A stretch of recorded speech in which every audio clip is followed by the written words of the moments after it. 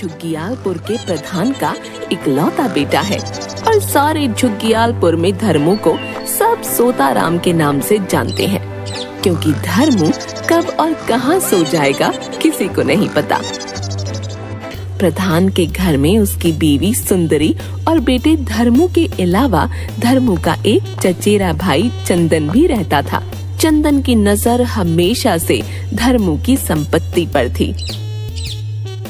अरे सुंदरी, धर्मू को तंबाकू लाने दुकान पर भेजा था, अभी तक आया नहीं, पता नहीं कहाँ रह गया। धर्मू गांव के तालाब के पास पेड़ की ठंडी छांव में मजे की नींद में लेटा है। अरे कालू देख, आज सोताराम का नया ठिकाना है, इसके भी क्या कहने भाई है। एक मिनट रुक, जरा मजे लेते हैं इसके। तभी कालू बगल में पड़ी घास उठाता है और धर्मू के नाक पर लगाता है। धर्मू नाक खुजलाता है। उसके बाद कालू दोबारा फिर वैसे ही करता है। नाक खुजलाते हुए धर्मू नींद से उठ जाता है और चिड़चिड़ेपन से दोनों को खरी खोटी सुनाता है। क्या रे कलुए, तुझे तो एक दिन उल्टा टांग दूंगा। हाँ, कितनी अच्छी नींद में था, सब मजाक किरकिरा कर दिया। अरे मुझे तो पिताजी ने तंबाकू लाने भेजा था, अब तो गया काम से। सुंदरी, हमारा बेटा कब इस लायक होगा कि वो सारी जिम्मेदारियां समझने लगेगा। अजी, अभी बचपना है, धीरे धीरे सब समझ जाएगा। काहे का बचपना, 20 साल का हो गया है, बच्चा कहाँ से है। उसकी सोने की आदत उसकी बहुत बड़ी कमजोरी है। अब पता नहीं हम दोनों कितने दिन जी पाएंगे, उसके बाद वो अपने आप को कैसे संभालेगा।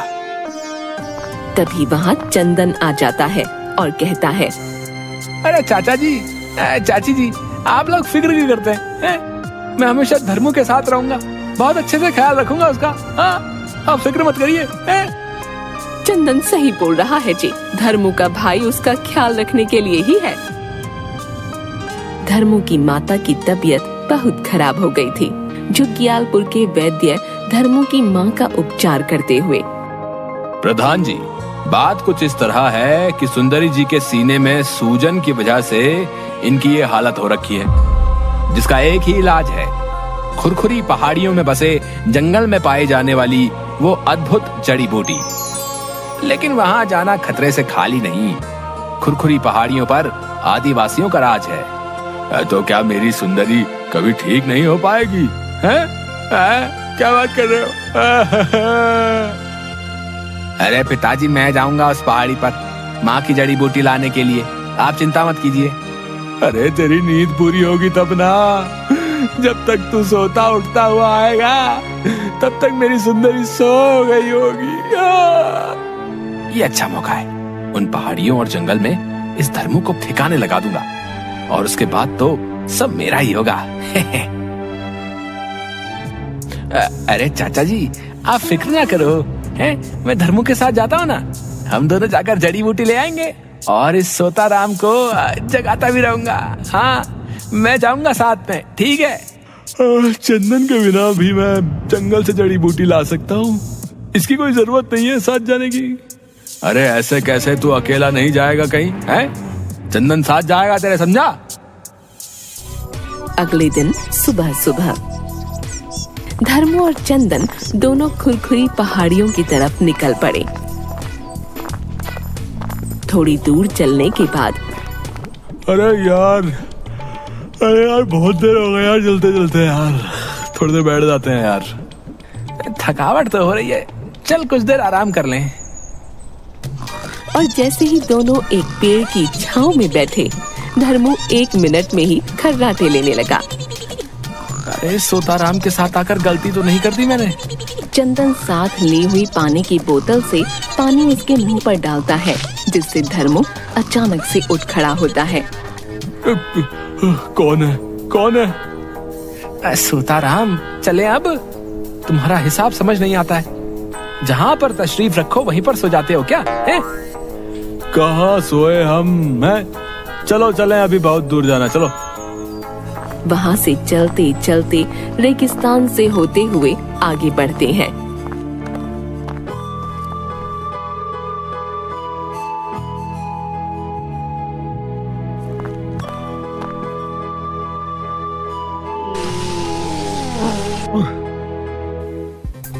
इसके बाद चलते चलते दोनों एक पहाड़ी पर पहुंचते हैं, जहां पर दोनों आराम करने के लिए रुकते हैं। धर्मू पहाड़ी के निचले हिस्से में खड़ा होकर पहाड़ों को देख रहा होता है और चंदन झट से पहाड़ी के ऊपर जाकर एक चट्टान के पास जाकर खड़ा हो जाता है। इससे अच्छा मौका नहीं मिलेगा मुझे। इस बड़ी चट्टान के नीचे आकर इसका कचुम्बर निकल जाएगा। अभी इसका काम तमाम करता हूँ। इतने में आसमान में बादल छा जाते हैं।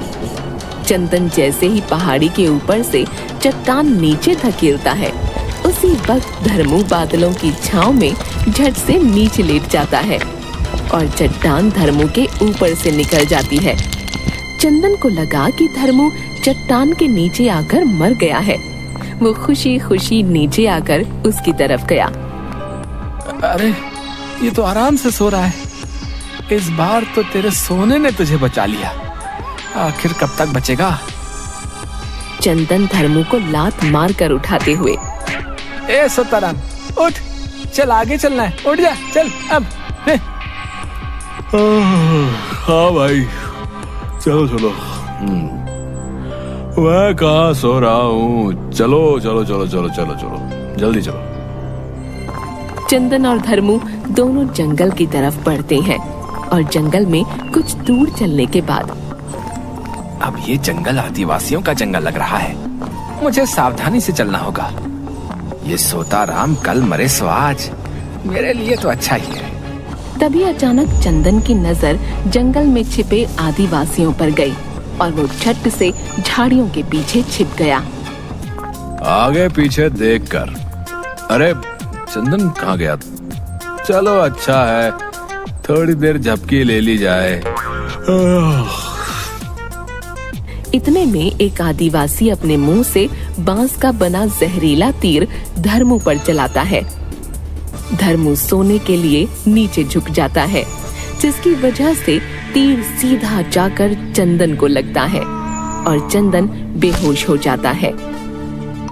जंगल के बीच आदिवासी, जहाँ पर धर्मू सोया हुआ है और चंदन को कुछ लकड़ी के बने डंडों पर टांग रखा है। धर्मू जैसे ही आंखें खोलता है, देखता है सारे आदिवासी उसके सामने घुटनों के बल बैठे हैं। तभी धर्मू ने देखा उसकी एक तरफ एक लेटे हुए किसी व्यक्ति की मूर्ति है और दूसरी तरफ उसके सामने चंदन को डंडों पर लटका रखा है। वो समझ गया कि ये सब आदिवासी उसे कोई अपना भगवान समझ रहे हैं। अब मुझे चंदन को बचाना होगा, पर कैसे? तभी सोताराम आदिवासियों से कहता है, हमें जल चाहिए, जल। पर कोई आदिवासी उसकी भाषा समझ नहीं पा रहा था। तभी धर्मू ने कहा, अरे मेरे भाई को छोड़ दो, ये मेरा हुक्म है। धर्मू की ये बात भी कोई नहीं समझ पाया। कैसे समझाऊं इन जंगली इंसानों को, एक तो बहुत तेज नींद आ रही है। तभी डंडों के ऊपर टंगे चंदन ने कहा, अरे सोताराम, मुझे इनकी भाषा आती है, मुझे बताओ क्या कहना है, मैं इन्हें समझा दूंगा। चलो ये तो अच्छा हुआ, डंडों के ऊपर टंगकर दिमाग तो सही काम कर रहा है। इनको बोलो कि मुझे यानी कि चंदन को आजाद कर दें, नहीं तो मैं इनका देवता धर्मू, आपका इष्ट देवता, तुमसे नाराज हो जाऊंगा। उसके बाद चंदन आदिवासियों को वही कहता जो धर्मू ने उसे कहने को कहा और कुछ आदिवासी झट से चंदन को नीचे उतार देते हैं। सभी आदिवासी सिर झुकाए घुटनों के बल बैठे रहते हैं और अब चंदन को अपने किए पर बहुत पछतावा हो रहा था। मुझे माफ कर दो सोताराम, मैं लालच में आकर बहुत बार गलती कर बैठा। मेरे भाई, मुझे माफ कर दे। भाई कोई बात नहीं, भाई हो तुम मेरे।